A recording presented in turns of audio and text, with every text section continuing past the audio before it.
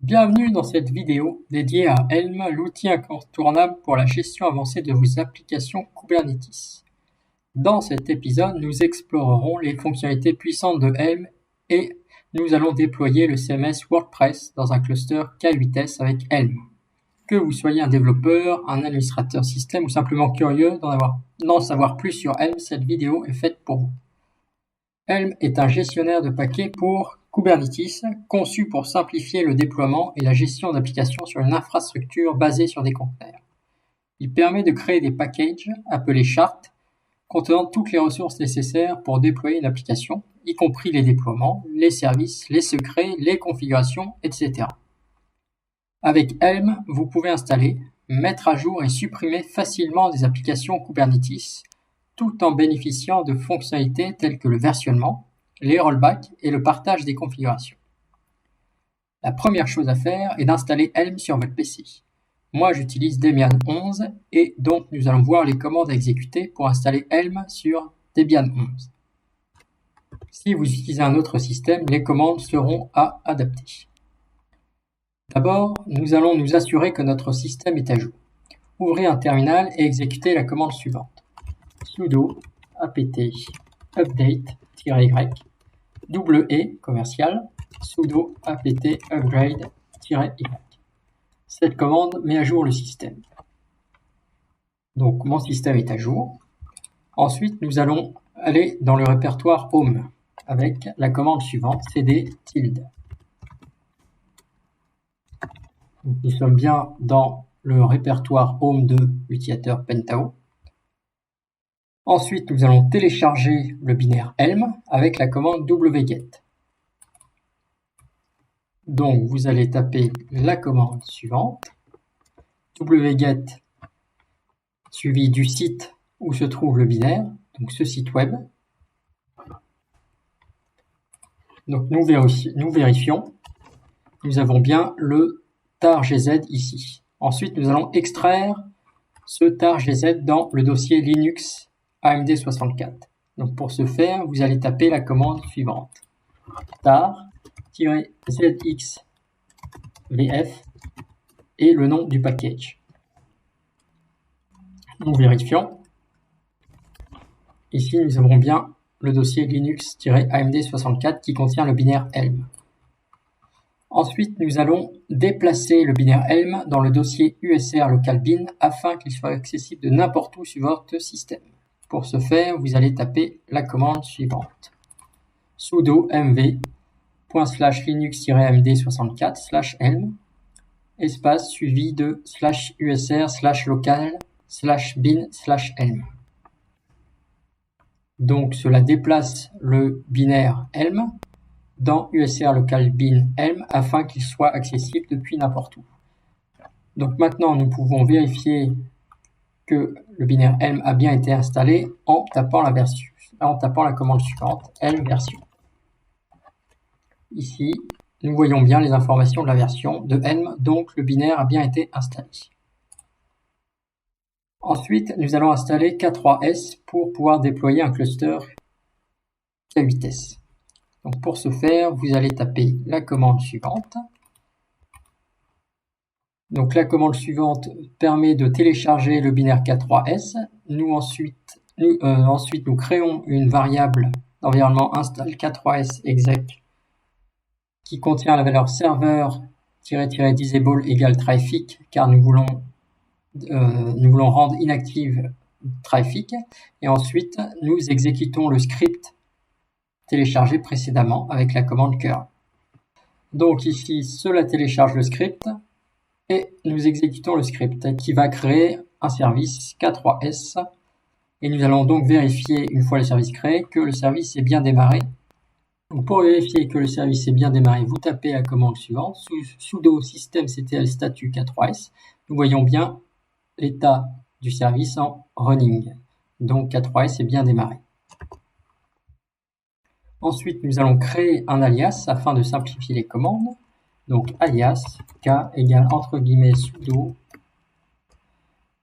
./k3s kubectl. Et ensuite, nous allons taper une commande pour tester que tout fonctionne bien, par exemple kget pods. Ici, donc cela nous retourne pas de ressources trouvées dans le namespace default, donc le cluster fonctionne bien, répond bien. Donc nous allons ensuite déployer l'application WordPress en utilisant le repo Bitnami. Donc pour ce faire, nous devons ajouter d'abord à Helm le repo Bitnami. Donc vous allez taper la commande suivante, sudo helm repo add bitnami, donc le nom du repo en local, et l'URL contenant le repo Bitnami. Bitnami a été ajouté à votre liste de repositories, donc la commande a bien fonctionné.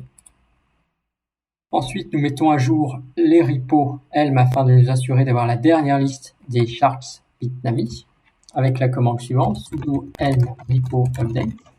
Donc la commande est en succès ici, successfully got an update from the Bitnami chart repository. Ensuite, nous allons pouvoir installer WordPress à l'aide de la commande suivante, sudo helm install my WordPress test bitnami WordPress -config égale entre guillemets etc rancher la localisation du fichier de contexte k3s.yml. Donc cela va installer un WordPress dans le cluster k8s ayant pour nom my-wordpress-test et en utilisant le repository bitnami. Donc nous voyons le résultat ici. Le statut est bien déployé. La version du package, donc du chart, est 16.1.33. La version du WordPress est 6.2.2, donc la dernière version. Et nous avons ici des indications.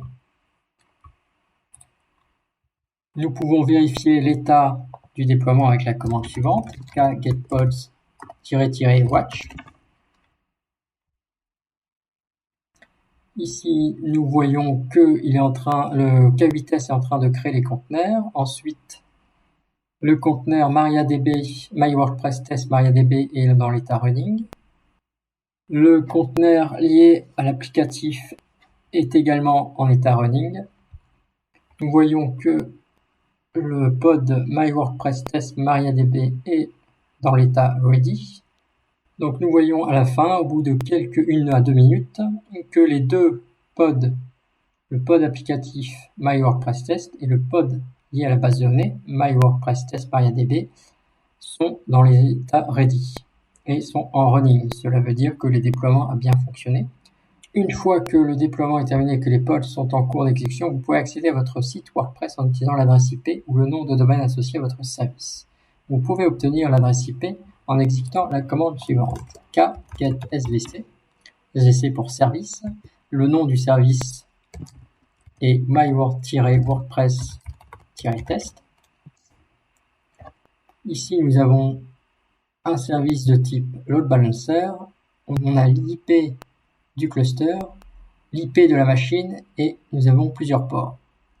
Donc si nous voulons tester l'accès au site WordPress depuis la machine où est hébergé le cluster, nous pouvons tester avec la commande curl et en utilisant l'IP cluster IP et le port 80. Donc vous saisissez la commande suivante, curl, http l'adresse cluster IP 10.43.91.175 et le port 80. Et on peut rajouter un pipe head-n30 pour n'avoir que les 30 premières lignes. Et donc nous voyons ici qu'il nous retourne une page par défaut, donc l'accès au site est opérationnel. On peut également tester l'accès au site depuis l'extérieur en utilisant l'IP de la machine, donc external IP ici, et le second port 30011. Donc vous pouvez ouvrir un navigateur. Donc nous allons taper dans le navigateur l'URL, l'IP de la machine qui héberge le cluster, donc 94 72 143 17 et le port 30011. Donc si tout se passe bien, la page par défaut devrait s'afficher. Donc c'est le cas. Nous voyons bien la page par défaut du WordPress. Et si nous voulons accéder à la partie admin, il nous faut le mot de passe. Donc pour obtenir le mot de passe, il faut saisir la commande suivante, kgetSecret. Le namespace, donc c'est le namespace par défaut, donc ça c'est pas obligatoire puisque c'est le namespace par défaut. Le nom de l'application, my-wordpress-test, et une instruction JSON-path pour récupérer le password et une instruction pour décoder puisque le password est en base 64, donc base 64-decode. Nous avons donc le mot de passe ici. Donc nous allons nous connecter dans la partie admin en rajoutant /admin. Le user c'est user par défaut et nous allons copier-coller le password.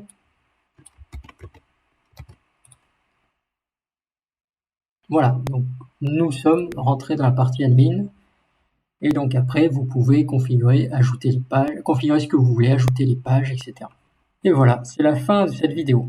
Vous avez maintenant un site WordPress opérationnel déployé sur votre cluster K8s grâce à Helm et au repo Bitnami.